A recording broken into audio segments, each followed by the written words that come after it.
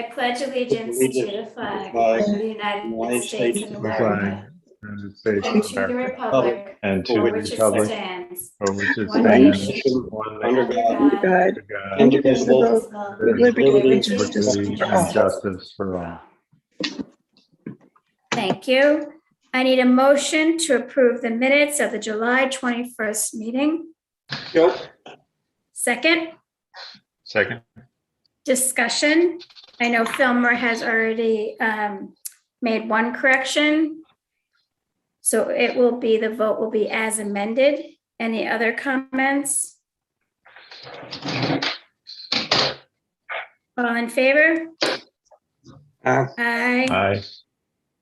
Opposed? Abstentions?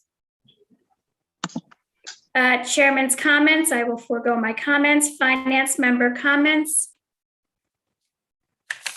Citizens' comments. Lauren, is there anyone? Gus Horvath has his hand raised. Okay. Hello, Gus. Hello, good evening. How are you guys recovering from your long vacation? Can you hear me okay? A little bit louder, Gus. I'm having a hard time. Oh, I okay. heard the vacation part. I think it was a paid I vacation, just wanted to Gus. welcome you back from your long vacation. I just would like your indulgence on item 14 on the agenda, the ARP funding. I know the amount is there, and that's probably what's in the motion to vote, but I was wondering if you just might comment briefly on what the items are.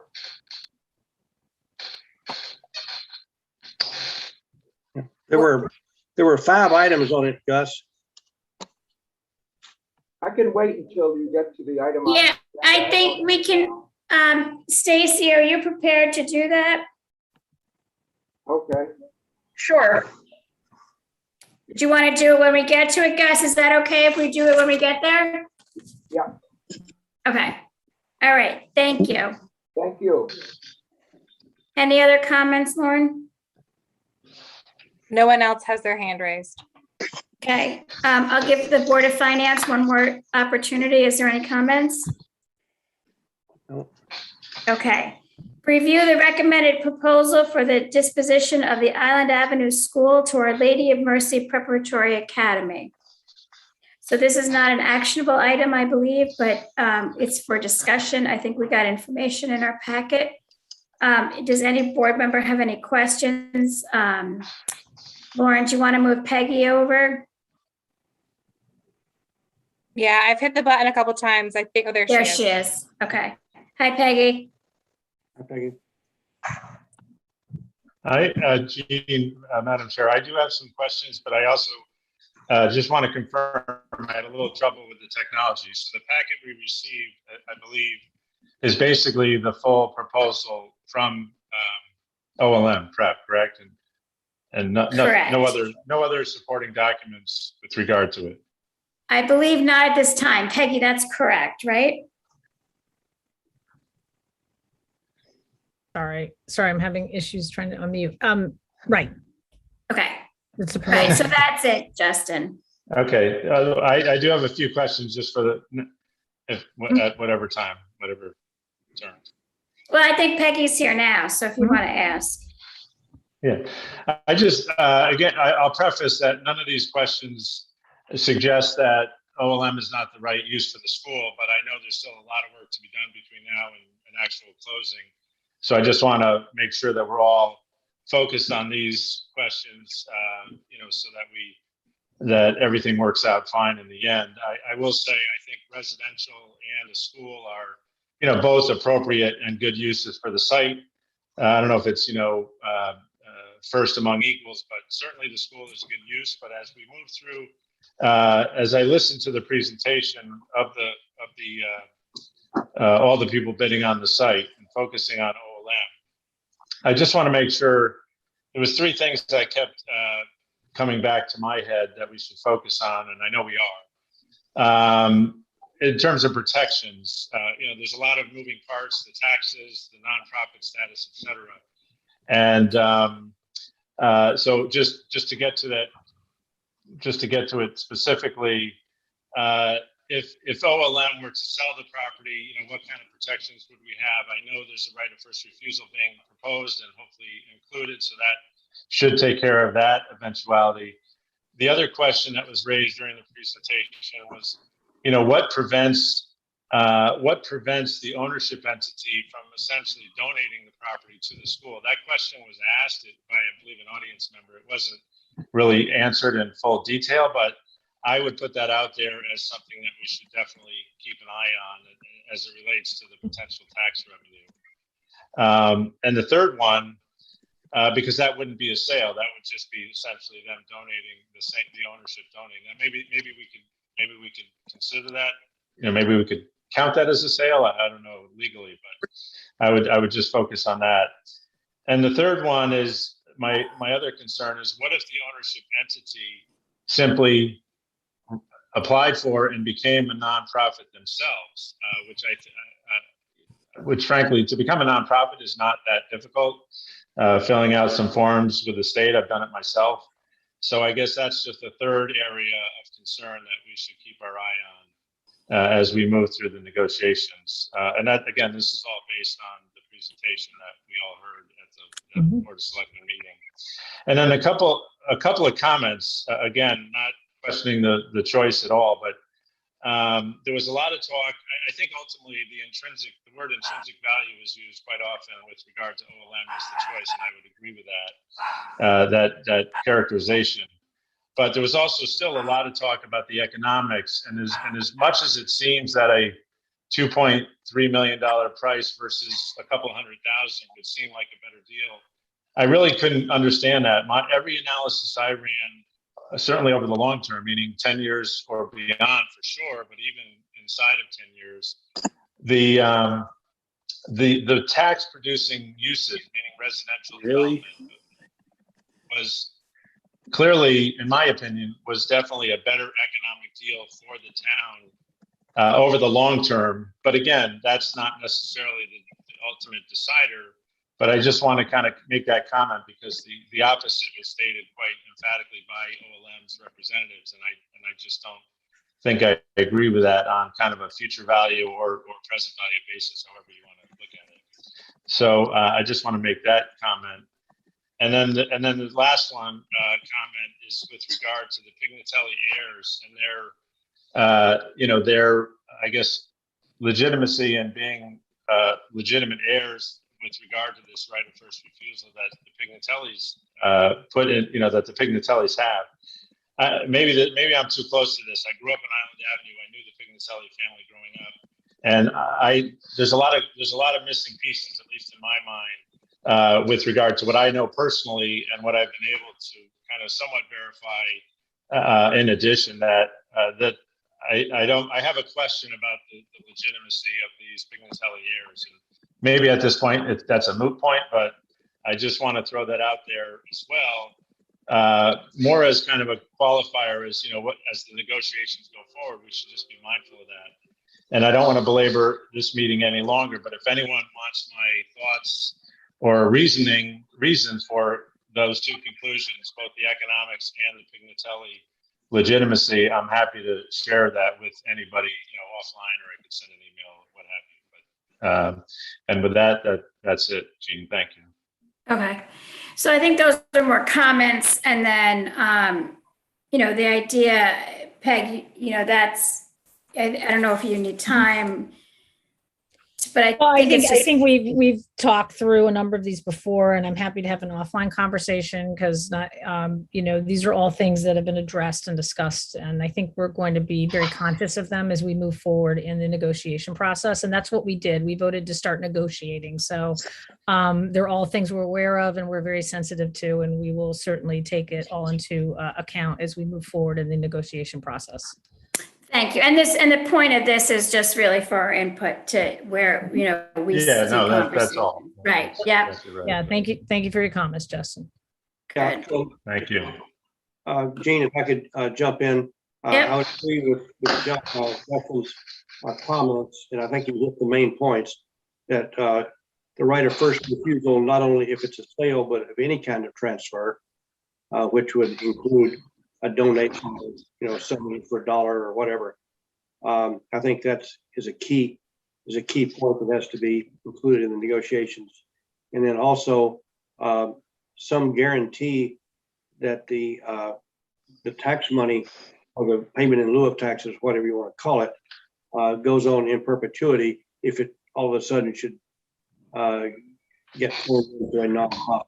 There has to be something in the contract that says that guards against having it all of a sudden become a nonprofit and not have to pay something in lieu of taxes. Okay, So basically what Justin said, and he's right on target, I think. good. Okay. All right. Thank you. Thank you, Peggy. Justin and Fillmore, thank you for your comments. Good. Any other questions for Peggy while I have her on? Okay, Peggy, why don't you just stay on, because I'm sure there'll be other questions as we move through the agenda.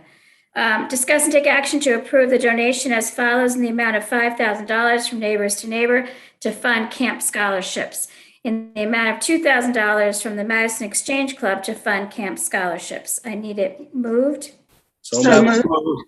Second, Second. discussion.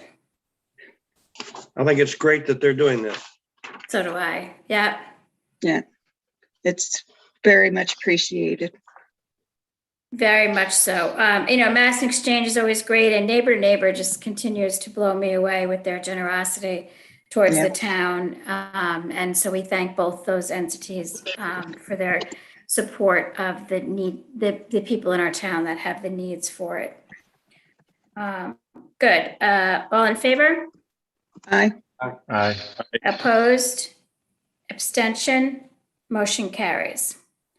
Discuss and take action to approve a special appropriation with request from the Health Department in the amount of $19,100 for fiscal year ending 6/30/2021 to fund shortage in household hazardous waste recycling services. I need it moved. So moved. Second, I'll second. and discussion. So Peg, I had a question about this. I'm confused by the date. I know all the bills must be in, and my understanding is everyone has gotten their bills in. So is there a reason why this department did not get their bill in? So my understanding, I think Trent is on, so he could probably speak to this more in detail, but Okay. a invoice was submitted and somehow it just didn't get caught in the year-end closing process. The unfortunate thing is with this account is that it's kind of unpredictable. We've seen this happen a couple of years in a row now because it's specifically last year, with COVID happening, a lot of people were cleaning out their garages basically. So we had a much higher level of usage for these days that we offer once a year. And so, Trent can speak to why it wasn't handled in the year-end closing out process, which is normally how it would be. But I guess the invoice somehow didn't make it into the process at the end of the year. So I guess it is what it is. It didn't get in. My hope is that in the future, that doesn't happen again, because that does, I think, for the finance department, I think that does, impede their ability to pay these things cleanly. So my hope is that moving forward, that invoices and bills get put in, in a timely manner, like everybody else's. I would agree. And I think the staff will need to be reminded again that it's important that they go through all their accounts. I know Stacy does a good job at doing that. Yeah. But reinforcing that message that they really have to ensure that they've accounted for each one of their line items at the end of the year so we can close out appropriately. Terrific. Gene, Okay. if I can, I'll like to add to that statement. Yep. So moving forward, it wouldn't happen and shouldn't happen again. This is an invoice that my department doesn't receive. It's not mailed to the health department. The invoice it goes to the first selectman's office. So it's always been just a referred invoice that the health department pays for. It hasn't been caught up in any other year that it's been paid. So, why this year out of all years did this fall through the cracks? And this particular invoice for that year end is mailed in February, and it was mailed in February of 2021. And at that particular point in time, the health department, at least, we were tasked with rolling out the vaccine to the general population and our municipal employees. And I'm not sure where the actual invoice went. So now we have now communicated with Regional Water Authority to have the invoice be both electronic and mailed directly to the health department.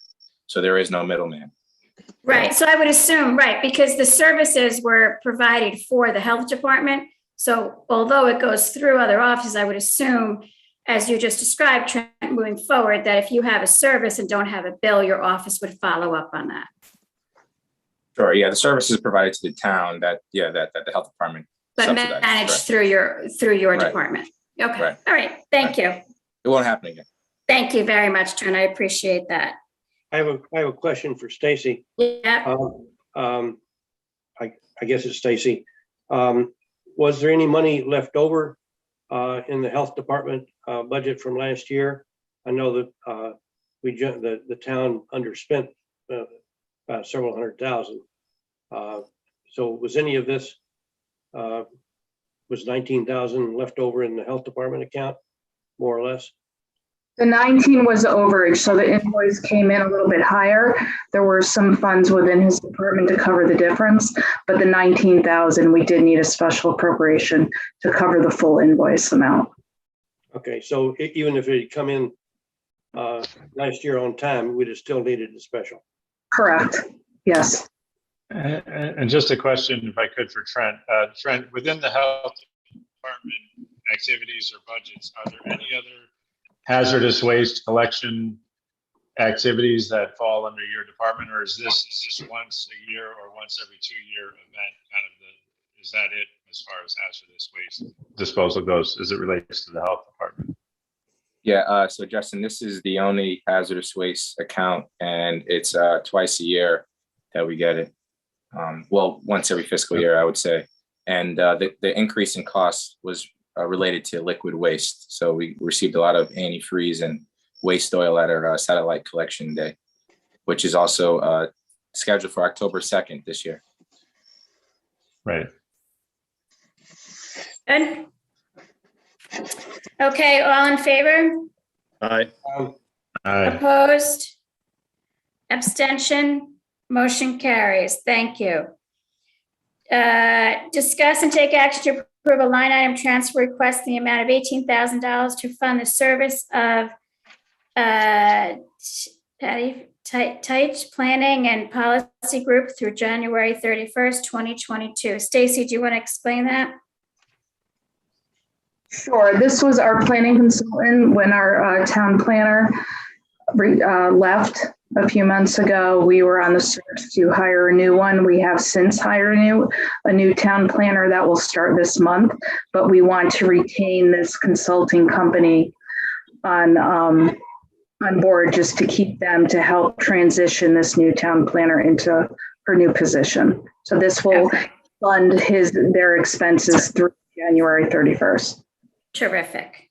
Okay, any questions for Stacy? And it looks like the part of the Madam money. Chair, do you want a motion for this so we can? Oh, I'm sorry, John. Thank you so Sorry, much. I made the motion. I'll move it. Okay, Sorry. second I'll second. discussion. Thank you, John. Go Okay. ahead, Fillmore. Now you can talk. Okay, thank you, John. Yeah, just waited to interrupt Fillmore, that's all.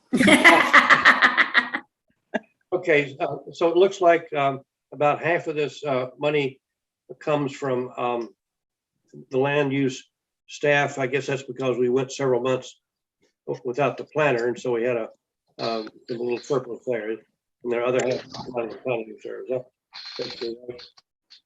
Okay, Yep, correct. okay, thank you. Good? Okay. All in favor? Aye. Aye. Opposed? Abstention? Motion carries. Discuss and take action to approve a line item transfer request in the police department in the amount of $90,243.20 to transfer funding for the police captain's salary. I need it moved. So move. Second. I'll second. So I had a long talk with Jack today, and he had two things going on, and I assured him based on, I think we had all watched the selectmen meeting and it was fully discussed and we got the information that we needed. I told him it was not a problem for him not to be here tonight. He was kind of pulled in two directions. And I was confident that we would be okay. If there are questions, we can certainly table it or just to follow up questions after this meeting. But this is obviously to transfer funding for the police captain's salary. This is something in the budget process. I know Peggy and I talked today. We're going to go back and we're going to review what the process is when their salary increases and how that works and how it should go through the budget cycle. And if it doesn't, then how we approach this. So for right now, the selectmen have reviewed this. It is these promotions were given where, they have supported it unanimously. They're asking us to support it unanimously. And we're going to go back and start to review the process a little bit and see if there's ways that we can make it more efficient. So if there's no questions on that. This is about the line item transfer from sergeant up to captain. Correct. It's a promotion. Okay. All in favor? Aye. Aye. Opposed? Abstention? Motion carries. Thank you. Discuss and take action to approve a special appropriation request from the police department in the amount of $62,013 to fund rank promotions pending town meeting approval. So again, this is one of those things that comes outside of the budget process. Peggy is on top of it. She's spoken to the commissioner. We're trying to figure out how to make sure we can streamline these together. It does go to a town meeting, so it's pending town meeting approval. And again, if we have any questions for Jack, we can certainly reach out to him. Unfortunately, there just was a conflict tonight. Any questions on that? So moved. Thank you. Second, Second. any discussion? Yeah, just I think that these promotions were in discussion for quite some time. I'm just disappointed that they did not show up in the budget process last spring. This was certainly known during that time period, and the police department has a lot of autonomy, and as they should. The department and the police commission, but that autonomy sort of stops when it comes to the checkbook. And I think that they need to be a little bit more open and forward thinking next time something like this pops up. Right. I agree with you. And I think that's where Peggy's going to step in and we're going to look at the process a little more closely. So I appreciate that comment. Yep. Okay. All in favor? Aye. Aye. Opposed? Abstention? Motion carries. Review and request from the, I'm sorry, I got two things going on. The Cahill Foundation and Hope Partnership for the tax relief under Code of Ordinance Section 20-3 as sent to town meeting by the Board of Selectmen for approval on Monday, September 27th, 2021. I need it moved. So moved. Second, Okay. discussion. Stace, do we need to understand that a little bit more? I'm not sure if representatives are here or if Peggy wants to talk about this item. Okay, Peggy, is that, do Yep. you want to do it? Yeah, no, I'm happy to talk about it. I think this is a project that is a great opportunity for the town of Madison to expand our offering of affordable housing. It's using, it was done in partnership with the property owner who had started to build some market rate apartments. I think had some difficulties there and had come to this these nonprofit groups to put together an affordable type of project. They didn't have difficulties, but we're trying to be more forward thinking about use of the property. And so it's going to include 30 affordable units and then 3 market rate units. This is right on Cottage Road, right outside of Windermere. So it's that vacant property that we've seen for a while. The group has a strong track record. They just opened a new project in Centerbrook. I think they have a project in Old Saybrook and one in, I want to say Guilford also. There they are. So anyways, but I think it's a great opportunity for the town. It's a great project. And this is just utilizing our ordinance that allows the town to grant tax relief to these types of projects in our community.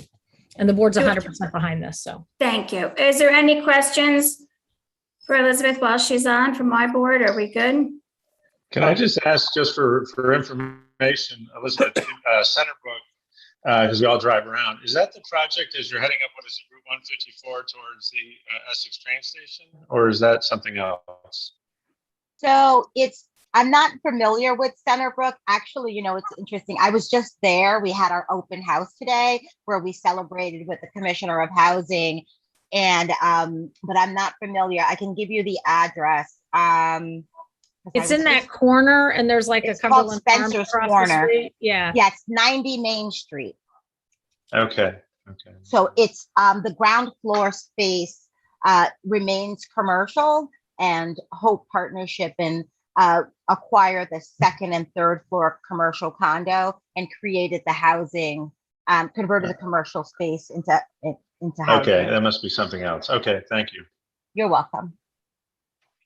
Okay, I did have Yep. a question, if I might. Reading through the, it looks like a couple of different proposals, some of them amended. And right now, there were 4 units that were complete. And then in the second page of the September 13th, talks about 31 affordable units and 3 market units. And a couple of places, it looks a little, some places in these various pages talks about 3 market units or 4 market units. I'm just curious as to which number it is. And since there are 4 units, I believe there are 4 units completed, does that mean that one of them is going to get dropped down to affordable? That's right. Yeah, and so the confusion, I could have just made an administrative error, but the confusion could also be that there are 4 existing rental units that are market and unrestricted today. Right. Fast forward, when we're done, we'll have 34 units of, 34 units, of which 31 will be affordable and 3 will be market. So yes, one market unit will become restricted. Okay, that's what I thought it might be, but I just wanted to clarify that. And it also looks like in round numbers, it's going to cost us about 30 grand a year in foregone taxes, something on that order of magnitude. Is that about right? For the first year, but keep in mind, so the expectation is that we would get that sort of tax relief in year 1, and then our tax liability will increase 3% every year after that. But correct, yeah, it's about a $30,000 year tax relief in year 1. Okay, and the 3% increase is not related to what may or may not be happening to the mill rate. Exactly. So it's 3%. So if we, and if the general budget and so on has a mill rate increase of say 1%, hallelujah, then you'd be paying a little bit more. But if we say we have a big bond issue and the tax rate goes up 4 or 5%, Bite your tongue, Fillmore. yeah, then we're making out. Okay, that 3% is locked in. Okay, That's what we're requesting. Yes. thank you. Just want to make sure I understood. Thank you, Fillmore. Questions? Any other questions for Elizabeth while we have her on? Okay, there's no motion on this, right, Stace? It's just a review. Okay. Next, discuss and take action to approve the creation of a coastal resiliency reserve fund. So this, I need a motion. So move. Second? Second. Okay. So this is something we have talked about in previous meetings and it's continuing to come up. And I believe, Peggy, the Board of Selectmen have unanimously voted on this and have agreed, I believe it's $500,000 to go in to help us to prepare for the inevitable. Is that correct? Yes, this is something that will be part of the CIP process. It's just creating a special reserve fund, which the state allows us to do, and also get maybe more attractive investment income off of. But it earmarks it for specific projects relating to coastal resiliency. But any use of the fund will be scrutinized as part of the CIP process. Thank you. And I know, Stacy, you're supportive of this. I am, and I actually sent over a draft to everybody. Hopefully everybody looked at it. But yeah, I mean, my discussions throughout, my contacts in the state with other municipalities, people are doing it. It's a good thing. As Peggy said, we're planning for the future. We have investment opportunities if we do set aside funds in here. And we also do have a commission out there, a Coastal Resiliency Commission, that is coming up with a long-term plan where these projects are coming. So this is a great way to get started and get prepared for these projects coming our way. Good. Any questions for Peggy or Stacy? I just have one comment, Jean. I'm very happy to see this happening. I think, as you know, I've been kind of bringing this up every year, suggesting that we put aside a reserve for this. The 500,000, I think everybody would agree that whatever projects are going to come up are going to be much larger than 500,000 as the years go by. And the sooner that we address it, those projects, the less costly they will be. I'm wondering if 500,000 is sufficient at this time. Is this something that we're looking at putting 500,000 in yearly? I'm wondering about the funding level, if people are comfortable with the funding level at 500,000. So the recommendation from the Selectmen Board was the 500. I don't think I'm comfortable adding to that right now if that's their plan. Peggy, is it the plan that you would continually increase I think that this is to jumpstart it, to actually allow us planning dollars. Mostly this will not cover a lot of these projects. As we know, they're big infrastructure projects, but knowing that there are some potential federal and state money coming down specifically targeted coastal resiliency projects, we want to start the planning process, getting engineering reports so that we kind of have these shovel-ready projects to go after grants. We'll have to add to this at one point, but right now I think this is tactical to get the projects like detailed, specified. One of the first coming out of this that we're going to go after is the drainage issue down on Island. And that's going to be a bigger undertaking, looking at the whole system of drains down there, because the flooding has just continued to get worse and worse. And it's not in CIP right now. So that's one that we want to right away. And we'll probably be asking for money year one to go after doing the engineering and studies and all that right away to get that project going. And then hopefully apply for a bunch of grants to pay for it. Right. And I think that's been kind of a standard procedure in terms of really focusing on planning money so that when the time comes that these projects have to be done, we did it in CIP, we did it in LoCap. You know, we have some, and I want to credit Billy years ago in LoCap for doing that. He was big on planning funds. Mm-hmm. And I think we've kind of, looked at that in terms of being a little more cognizant of planning, not throwing things in, but having hard numbers. And that's where I think these funds will help. So I appreciate that, Peggy. Good. Any other questions? You know me, sorry for keeping interrupting. You are not interrupting. Go. But we just had a new project to work on out at Garvin Point at the surf club, which is a very good thing to do. But would something like that, the putting up those revetments and adding the boulders out toward the sea to break up surf, is something like that the kind of thing that could come from this fund? I'm not suggesting that we Yeah. target this, but those kinds of projects, would that be included? Yeah, that was one of the top on the list, along with the drainage project. Luckily with Garvin had been in CIP, and it was not funded. It came out a lot more expensive. So then we went after grants and we were awarded the grant. So that's the model though.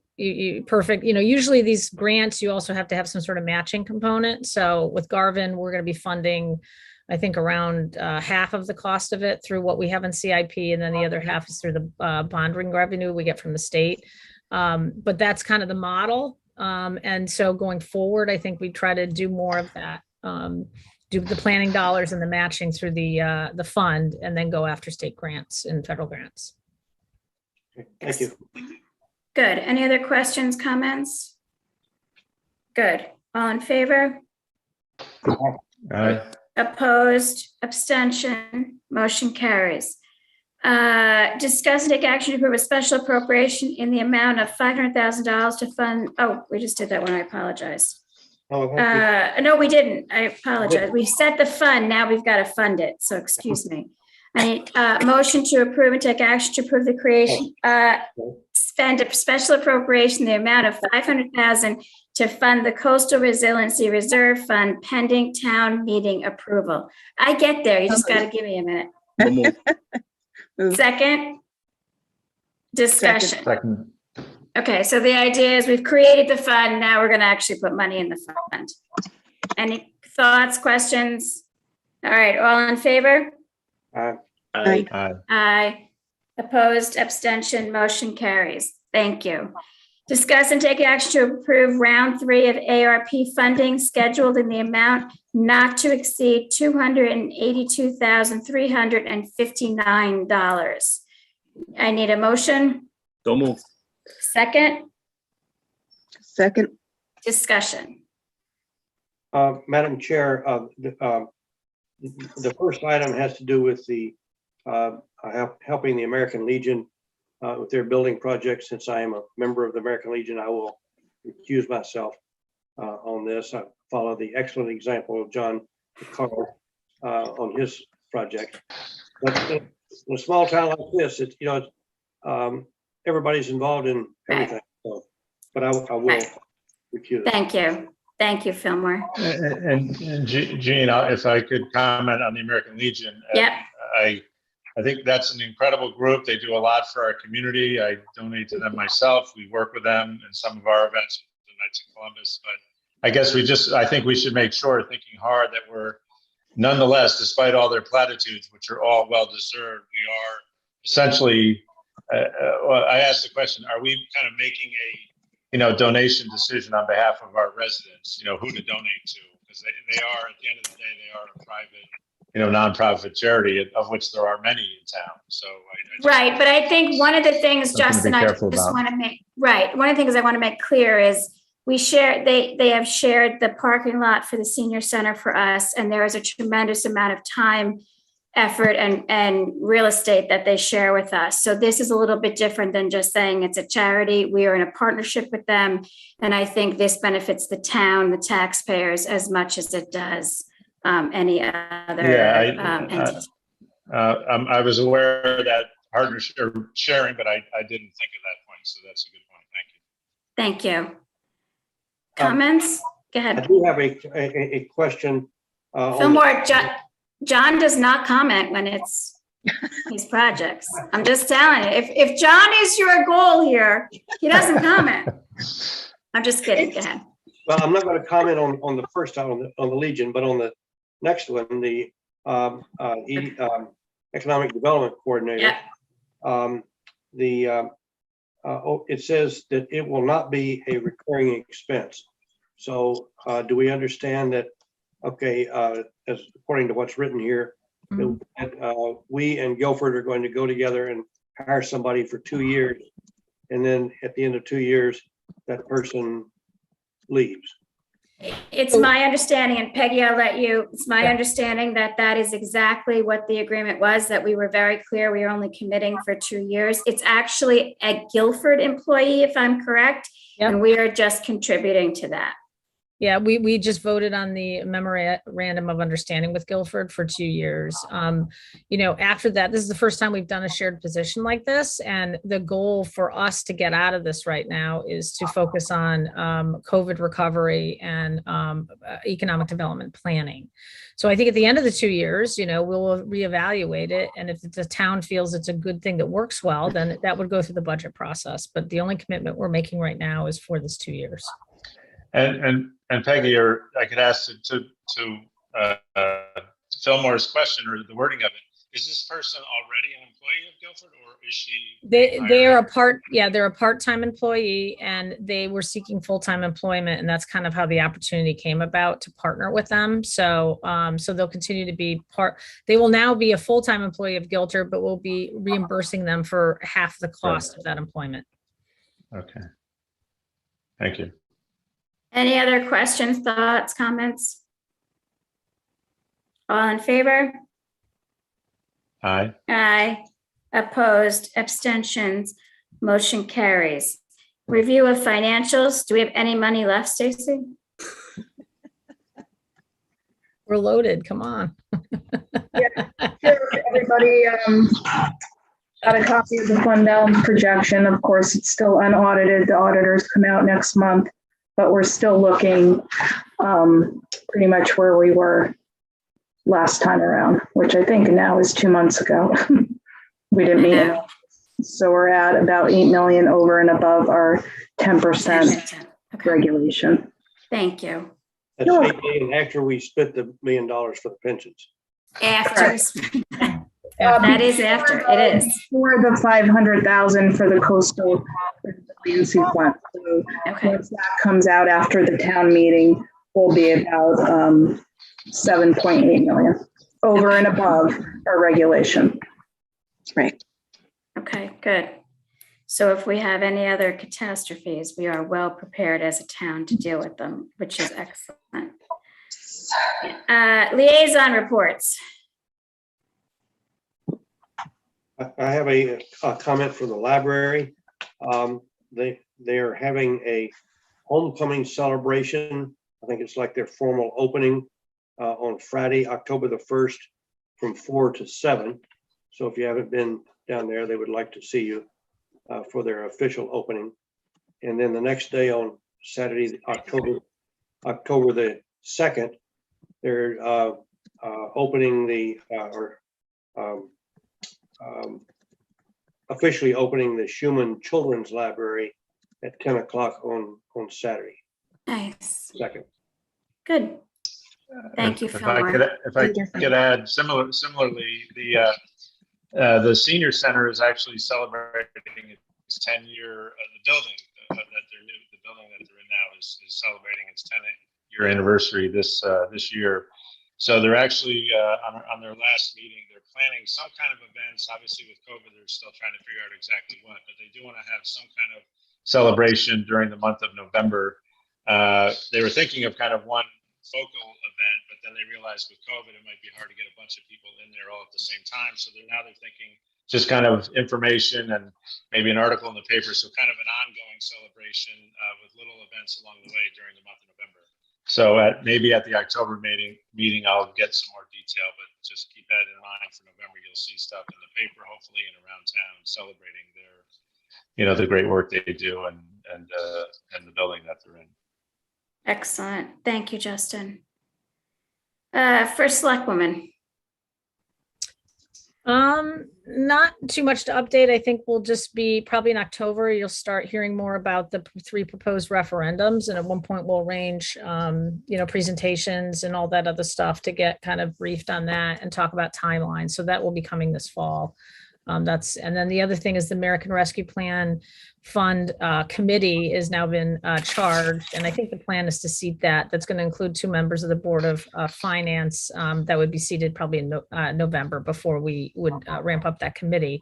But any decisions going forward on American Rescue Plan funds, we'll kind of work through that as a recommendation to the boards. Okay. And that's Good. it. All right. Thank you. Citizens comments. Lauren, anybody? No one has their hand raised. Terrific. I need a motion to adjourn. So moved? Second, Second. all in favor? Ah. All right. I will not ask who is opposed. We are adjourned. Thank you, everyone. Have a great night.